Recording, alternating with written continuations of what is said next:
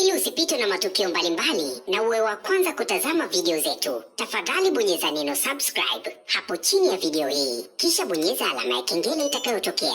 Asante. Upendo wangu leo, familia nyingi hazina furaha. Ama baba kusimama kwenye nafasi yake vizuri, ama mama, ama watoto hawapatii wazazi inavyopasa, hawafurahishi wazazi. Mioyo ya wanafamilia imeinama, imechoka, imekata tamaa.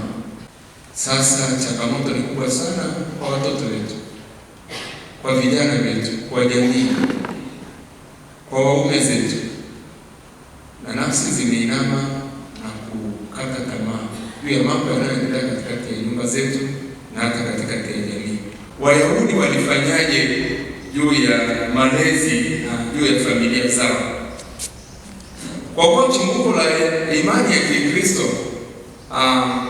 ni Yesu Kristo mfufuka aliyezaliwa pale Nazareti, jamii na familia ya Kiyahudi na jinsi ambavyo Yesu anaendelea kuongea nasi kupitia maisha yake na kupitia maandiko matakatifu, yaani Biblia.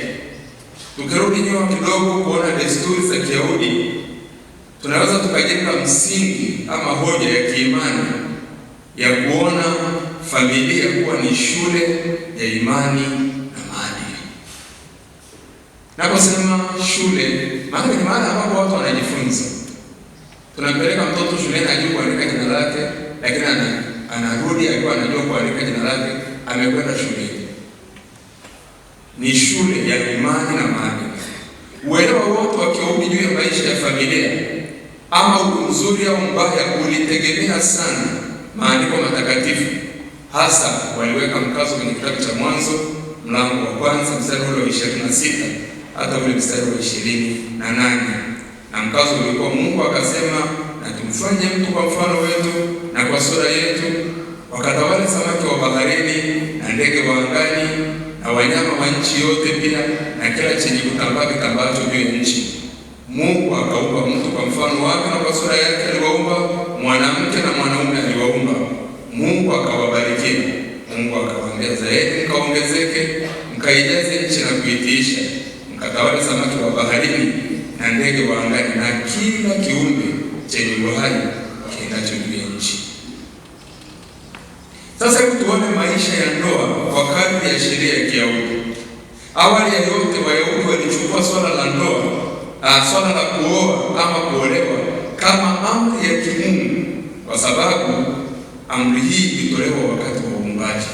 Kitabu cha Mwanzo mlango wa kwanza mstari wa 28 ilieleweka kama uanzishwaji wa taasisi ya ndoa na maisha ya familia. Hivyo maisha ya useja ilikuwa ni jambo la nadra sana kwa taifa la Israeli. Ni kwa sababu hiyo Yesu na Paulo walipofundisha au kuelekeza kwamba mtu angaliweza kuishi bila kuoa au kuolewa kwa ajili ya ufalme wa Mungu, aliwashutua sana Wayahudi. Ukisoma Mathayo mlango wa 19 mstari wa kwanza hadi 12 na Wakorintho wa kwanza 7:1 hadi 16. Ndipo kwa Wayahudi mtu kuoa au kuolewa ilikuwa wajibu wa kidini. Wayahudi walifundishana kwamba maisha ya familia ndiyo yaliyokuwa utimilifu wa utu. Mtu aliyehesabika kwamba ana utu pale ambapo ana familia. Hata hivyo, aliyewajibika kuingia katika maisha ya ndoa alikuwa mwanaume na sio mwanamke.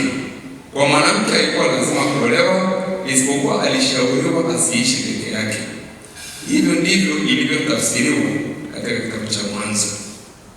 Kuhusu usafi wa ndoa na maisha ya familia, ndoa inatakiwa kuwa safi, kuwa na usafi wa pekee. Inadokezwa kuwa katika maneno ya Kikristo pale inapokuwa wajibu, pale alipokuwa anajibu, ilidokezwa na Yesu pale alipokuwa anajibu swali la Mafarisayo kama ni kweli kwamba waume wanaweza kuwapa talaka wake zao ama kuwaacha kwa sababu yoyote. Yesu alifuta msimamo huu, akasisitiza kwamba agano la ndoa halifunguliki. Mathayo mlango wa 19 mstari wa 3 hadi 6. Kwa kusema hivyo, alimaanisha vile vile kwamba ndoa ni agano na wajibu wa watu wawili tu, yaani mume na mke mmoja. Na kwa kusema hivyo ilionyesha uharamu wa mitara. Yesu alifuta mitara. Hata hivyo, kwa kusema hivyo alidokeza uharamu wa msimamo isiyozingatia jinsia tofauti ya mume na mke kama tunavyoona leo katika dunia. Lakini pia maana yake alionyesha uharamu wa mahusiano yaliyo kinyume cha mume na mke, yaani mahusiano kama ya mwanaume na mwanaume ama mwanamke na mwanamke au wanadamu na wanyama.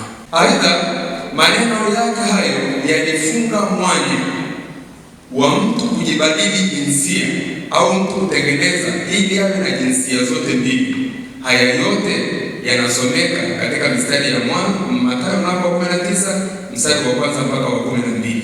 Ukisoma pale Yesu ameweka hilo kaburi lote kwamba ndoa ni kitu kitakatifu na kitu cha kuheshimu.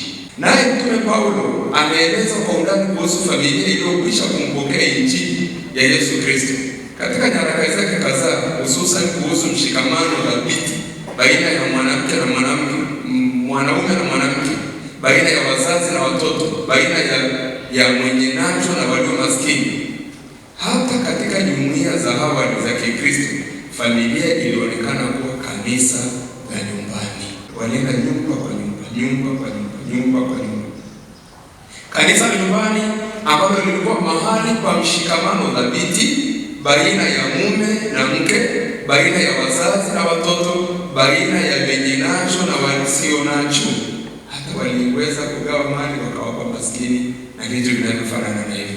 Ukisoma Waefeso mlango wa 5 mstari wa 21 hata Mkule mlango wa 6 mstari wa 9, Wakolosai 3:18 hadi 4:1, Timotheo wa 2:8 hadi mstari wa 15, Tito 2:1 hadi 10, Petro wa kwanza 2:13. Na mkazo mkubwa umewekwa kwenye kitabu cha Waefeso. Yaani pale Waefeso Yesu amezungumza mahusiano ya mume na mke, mahusiano ya wazazi na watoto, mahusiano ya mabwana na watumwa. Yaani namna gani tuishi pale nyumbani. Yaani wewe mama ukaeje na mume, wewe mume ukaeje na mke, wewe mtoto ukaeje na mzazi, wewe baba ukaeje na mjakazi. Haya yote yamewekwa kwenye Waefeso kuanzia ule mlango wa 4, mlango wa 5 mpaka mlango wa 6.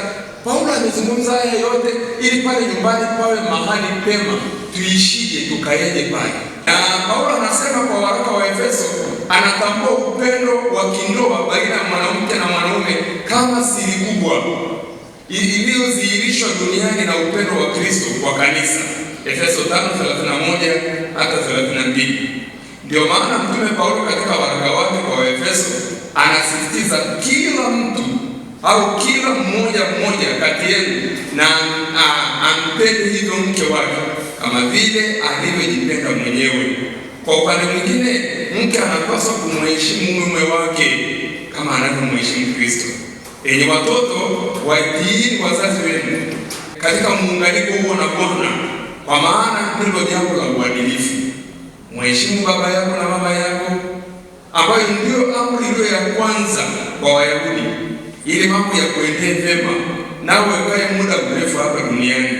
Anasema, nanyi akina baba msiwakasirikie au kuwachokoza watoto wenu, bali endeleeni kuwalea katika nidhamu na katika mwongozo wa akili ya Bwana. Hii ni tafsiri ya Kiswahili cha sasa. Nafasi ya familia katika kwa Wayahudi. Wayahudi walifurahia sana na waliheshimu sana familia, lakini hasa familia pana ilikuwa tunu ya pekee. Yaani pale ambapo baba wa familia wa Kiyahudi au mama wa Kiyahudi alikuwa na watoto wengi, aliheshimika. Leo tunaona watoto 2 3, lakini kwa Wayahudi ilikuwa tofauti. Kwa namna hii alikuwa na nafasi hakukuwa na nafasi ya malezi ya upande mmoja wala watu wa jinsia moja kuoana, kwa maana katika hali kama hizo usingeweza kujenga familia yoyote. Kwa Wayahudi kupata watoto wengi tangu mapema kulikuwa jambo muhimu sana na la baraka. Haya ndiyo yaliyofunuliwa katika Zaburi ya 127. Tunaisoma ile Zaburi. Zaburi hii inatafsiri baraka ya kupata watoto wengi mtu angali kijana, maana angeweza kusaidiwa na hao watoto mapema, mathalan kutetewa mahakamani. Mzazi aliruhusiwa kuwatumia watoto wake wa kiume kama mashahidi wa upande wake. Ndipo tunaposoma kwenye hii Zaburi, watoto ni riziki kutoka kwa Mungu Mwenyezi. Watoto ni tuzo lake kwetu sisi. Watoto walio na nguvu ni kama mishale mkononi mwa askari. Heri mtu aliye na mishale hiyo kwa wingi, hata shindwa atakapokabiliana na adui mahakamani. Hii ni tafsiri ya Kiswahili cha kisasa. Zaburi ya 127 mstari wa 3 mpaka wa 5. Kwa namna hii inaeleweka kwa nini kuzaliwa watoto wengi kulikuwa na matukio ya furaha kubwa ndani ya familia ya Kiyahudi. Nyumba na familia. Maisha ya familia kwa Wayahudi yaliwekewa makazi. Heshima ya familia ilikuwa na nyumba, yaani makao. Hivyo mahali kwa familia zilipoishi zamani hizo, familia nyingi za Kiyahudi ziliishi kwenye nyumba ndogo ambayo kimsingi ilikuwa chumba kimoja, tena kisichokuwa na dirisha. Ukirejea Luka mlango wa 15 mstari wa 8.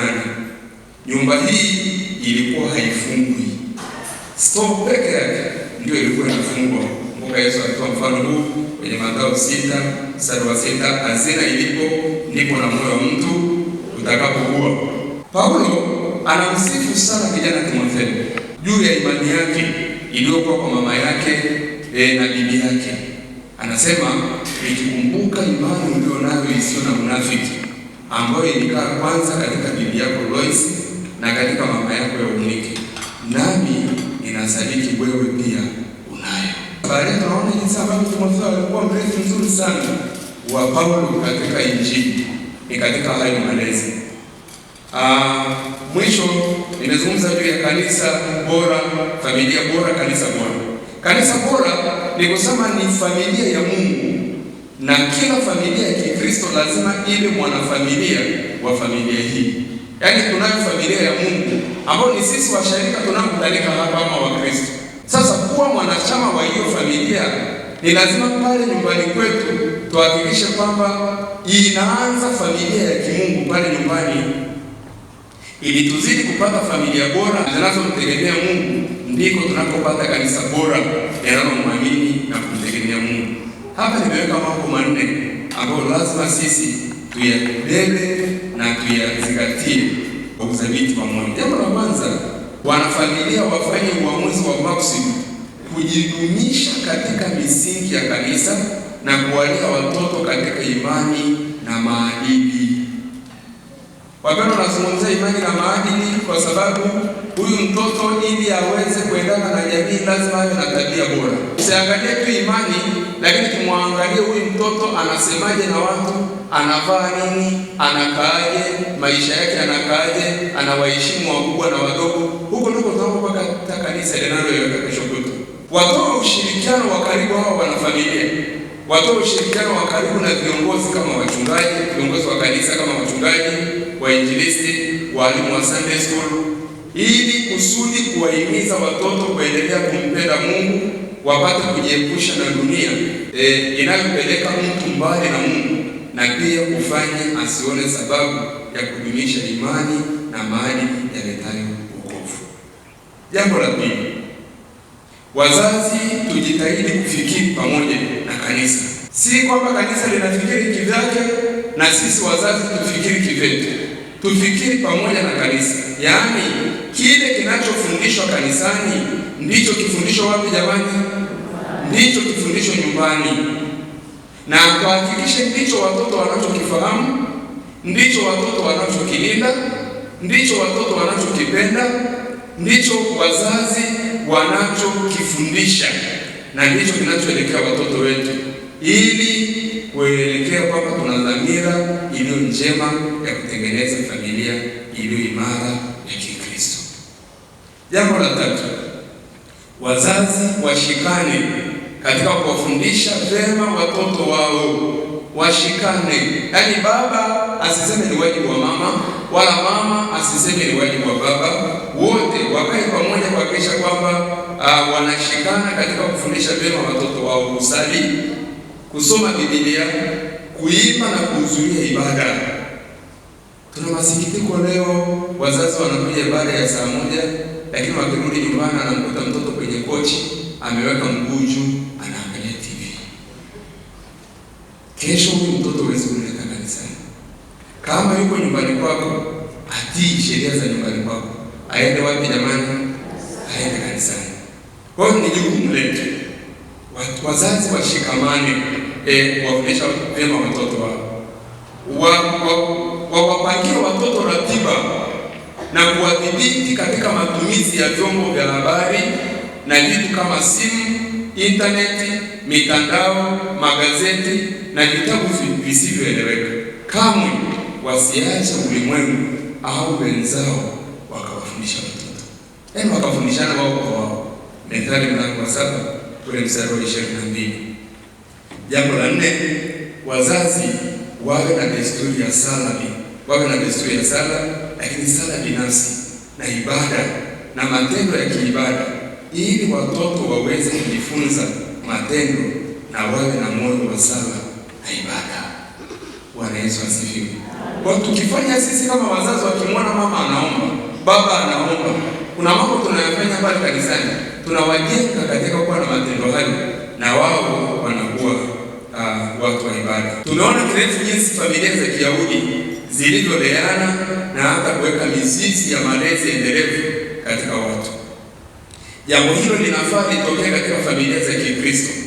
Kwa vile tunatamani tuwe na malezi ya imani na maadili yenye kudumisha waamini, familia yeyote iliyokaa vyema lazima ifaulu katika shule ya imani na maadili. Na kwa ajili hii kanisa litafaidi utakatifu na matunda ya familia zetu. Mungu atubariki.